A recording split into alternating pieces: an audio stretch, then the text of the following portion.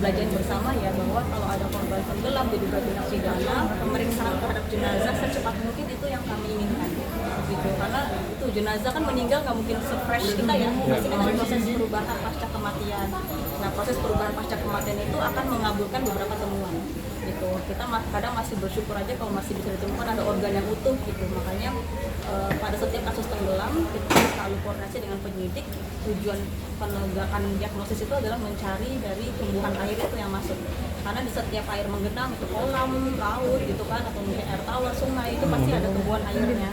Dan biasanya kalau orang tenggelam dia menghirup, kemudian masuk ke paru-paru, kemudian nembus ke pembuluh darah. Nah, tumbuhan air itu biasanya akan ikut tuh saluran sirkulasi darah ya, ikut sirkulasi, akhirnya dia akan nempel tuh nanti di setiap organ. Makanya kita berharap banget waktu otopsi organnya masih utuh. Kalau organnya masih utuh, masih bagus, kita masih bisa periksa. Tapi pada kasus ini kan semua organnya udah pada busuk ya, jadi satu-satunya organ yang masih viable untuk kita ambil kemarin hatinya sama sumsum tulang. Kalau tulang kan emang nggak akan bisa busuk, jadi itu yang kita ambil gitu. Kalau untuk yang lainnya kayak paru, jantungnya itu rata-rata karena proses alamiah pembusukan ya, dia pasti udah mulai mencair, membusuk gitu, melunak. Jadi strukturnya aja kita masih bingung ini jantung atau bukan.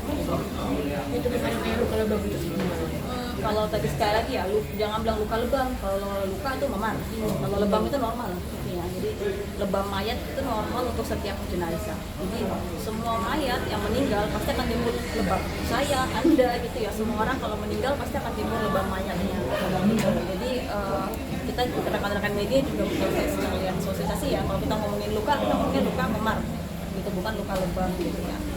Pada jenazah ini sih tidak kami temukan ya. Jadi sesuai dengan yang saya sampaikan tadi di press release, kondisi jenazah kan memang sebagian sudah mulai membusuk, sebagian kulit ari sudah mulai, beberapa tempat sudah mulai menghilang ya, seperti yang tadi kita sampaikan.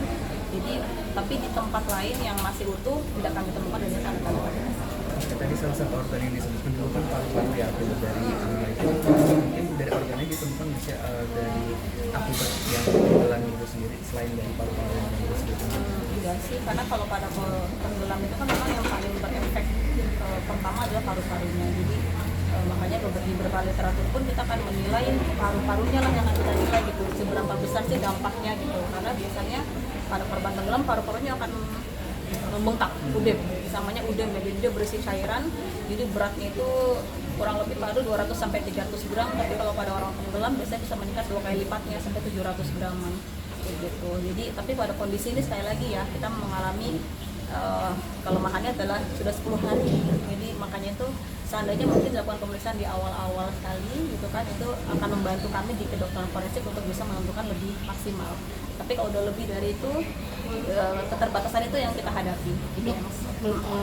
Izin lagi itu paru-paru lumer, pecah atau apa? Oh, tadi sih mencair, udah lunak mencair. Itu juga seperti muntah juga ya? Infonya dari berita ya, yang saya baca sama dari BAP-nya para saksi sih memang katakannya ada dia sempat muntah keluar nasi kan gitu. Tapi itu kondisi normal pada korban yang tenggelam ya, karena kan dia biasanya masuk air ke hirup kan, bukan ke hirup, ketelan air, jadinya mungkin merangsang lambung, akhirnya dia muntah. Dok, mungkin sedikit dok, katanya kan dikatakan kan si Dada ini sempat sakit flu, apakah itu juga mempengaruhi jika ditenggelami dengan kondisi flu seperti itu? Hal-hal yang kalau memang ada beberapa penyakit di saluran pernapasan mungkin iya, mungkin enggak. Kita kan nggak tahu seberapa besar flu-nya ya. Kita harus nilai juga flu-nya itu sudah berapa lama, kemudian ada sekret atau tidak di hidung. Jadi hal-hal tersebut kita nggak bisa memberikan jawaban yang pasti kalau itu. Gitu sih. Oke. Iya. Terima kasih banyak. Terima kasih.